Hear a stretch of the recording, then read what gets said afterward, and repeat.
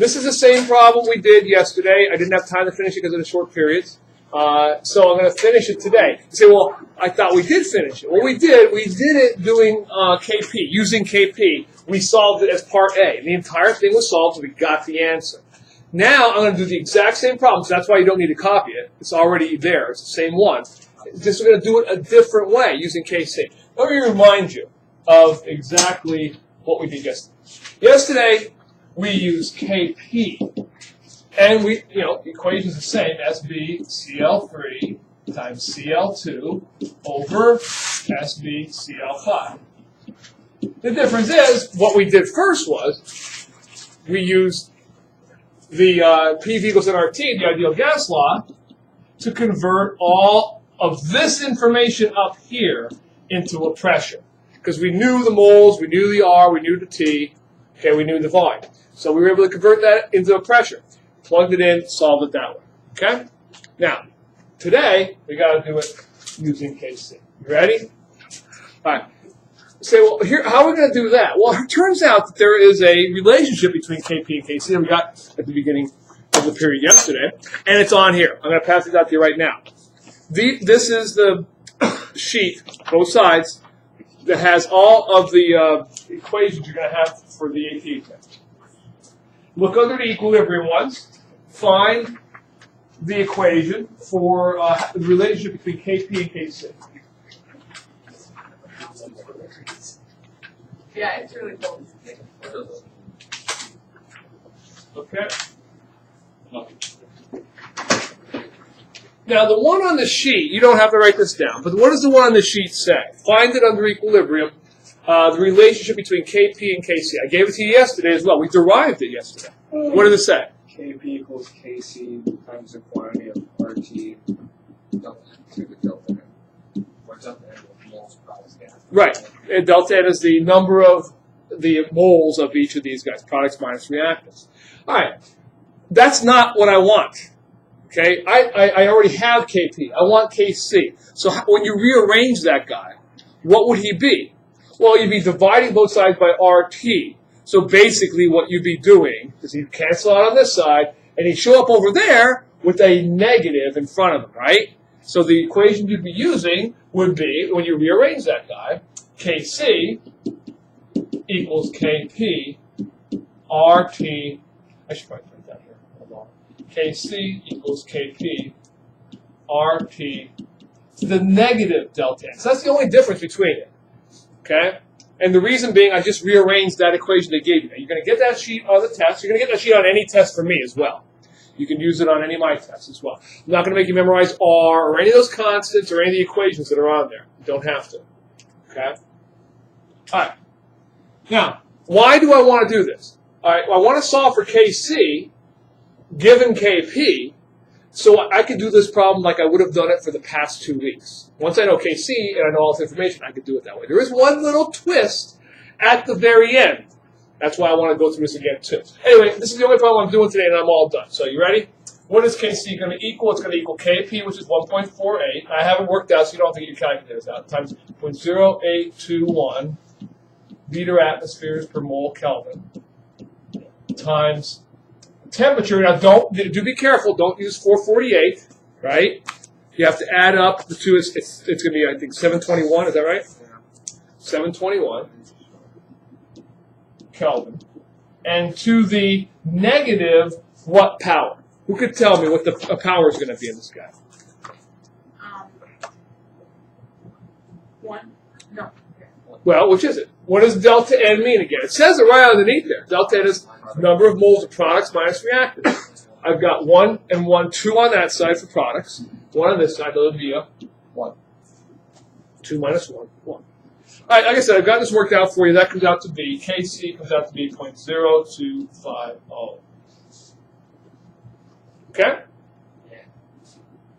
All right, so if I know KC, I'm going to solve this guy by ice, the same way I would have solved it a long time ago. I, C, E. You, since you didn't recopy the problem, have to write this equation one more time. Write the equation at least, not the whole problem. And then put ICE underneath. Ice. Ice. That's got my calculator. You won't need it like right now. Like I said, I have it all worked out. You are going to need it, obviously, to do the problem. Oh, you're such a great guy. Don't tell anybody. Now, by the way, I've been doing this more this year than usual, and there are times when we're doing problems I do want you to go through them with me. But I've been doing this more this year because I felt like we're a little bit behind. That doesn't mean you should never do these problems. And I've got people, in their class I've noticed, that people just don't do their homework, all right? And if you don't do those problems over there on the board, you're never going to practice the mistake, and you're never going to make the mistakes you're going to normally make in this process. Even if it's just a math problem or the ICE problems, you do make mistakes there. Let's do this one together, but I do have the math worked out, like I said. So my concentration, first mistake I'll make here, 0.0334 I'll put down. Is that right? You've got to divide it by 5. It's a 5-liter container. It comes out to be 0.00668. Where did that 0.00668 come from, Olivia? By the 5 liters. Good. How much SbCl3 do I have, Jacob? Benjamin Jacob. 0. 0. And 0 of this. What's going to go over here, Jared? For the change. What are we doing? What is it going to be? Just tell me what I'm going to put here. Alright, probably going to put plus or minus x. Minus x and plus x and plus x. Why do I know it has to go that way? Because 0 minus. I don't have any of these guys. It's got to go that way. Why is it a 1 and not a 2 or a 3 in front of the x's? Coefficients. Okay, so all of that little stuff we learned over the past 2 weeks, we have to keep using. 0.00668 minus x, x, and x. And there you have it. Now, I have, like I said, the math, we'll plug them in first. If you want to get partial credit, and believe me, you're going to want to get partial credit. For me, and if, I know I've been complaining a lot about the AP exam and what I don't like about it. And one of the things I don't like about it is you can do a big, long problem, make one little mistake, and not get any points. Well, that's not the case when it's the free response questions. If you get a question like this with free response, you better show this work, because you will get points for that, even if you do make an algebra or a math mistake. So here's what I want for work. You got to show me the equation. SbCl3 raised to the first power times Cl2 also raised to the first power over SbCl5 also raised to the first power. I know Kc is 0.0250. I know he's x and he's x over 0.00668 minus x. Right? Good. Again, I have that converted to a standard form for a quadratic equation, which would be x squared plus 0.0251x. Wait, is that right? Yeah. Minus 0.00549.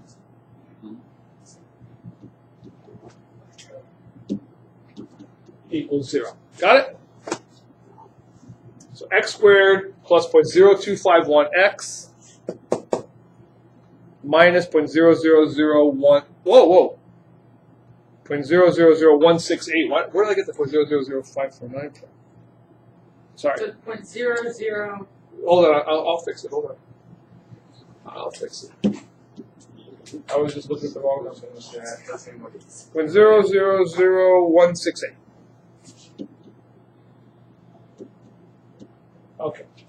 Now, you need to do the homework because it's very easy to screw up multiplying those out. You don't have to square a binomial here, but sometimes you do, combining like terms and all that nonsense. And then plugging it into the quadratic formula, what does x come out to be? X comes out to be 0.00549. That's what I'm copying all right now. Now, that's a problem. That's 0.00549. That is not your answer, and I have another problem with this. I have to plug him back into here.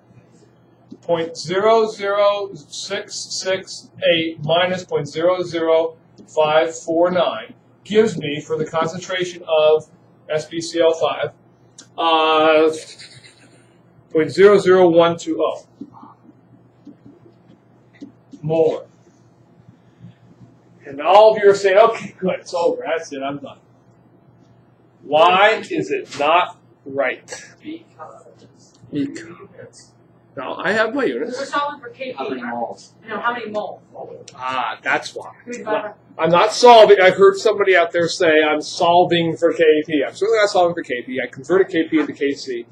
I'm solving for X, and then figuring out it wants SBCL5. And I now have the molarity of SBCL5. I don't have the number of moles of SBCL5. So you multiply by I will simply multiply by 5. Some of you are saying, why? Why? Well, I will just multiply by 5. moles per liter. Because molar means moles per liter. It's not because of the size. It's true, it is because it's a gas. Molar means moles per liter. So it's moles per liter. I have 5.00 liters. I multiply, liters cancel. It leaves you with moles. And my final answer is 0.00060 moles. Now look at how long that problem is. Your final answer is 0.00600 moles. No, that's not. I'd say both of these are just about the same. The other one is probably a little bit longer. Oh yeah, I think this one's easier. Yeah, this was probably a little bit easier, but you should know both ways. There will be times when you have to do them one way versus, I don't know. There will be times when they'll ask you to do them one way. I know that's true, at least in our book. So, this is what kills me about it, though. If you listen, one of the things I don't like about AP, I don't think this kind of a problem would show up as a multiple choice question. Why not? Well, because it would just take too long to do a real math problem like that. But what I don't like is that, imagine if you had to do a problem this long, and all you did was forget to multiply by 5. You got the molarity, you forgot to multiply by 5. You're going to have that answer in there. Exactly. That answer will be one of the ABC answers. Now, it probably wouldn't be as long as this to get to that point, but that's what these guys do. They're sadists. They sit around thinking of all of the wrong answers you would get if you forgot to do this one little dumb thing. People like you. Except for Yeah. Olivia. No, not like me. I'm the exact opposite of that. All right? So, anyway, I don't like that, but what are you going to do? You have to deal with it. So, your homework You're is good at that job. right there, and it's also over there.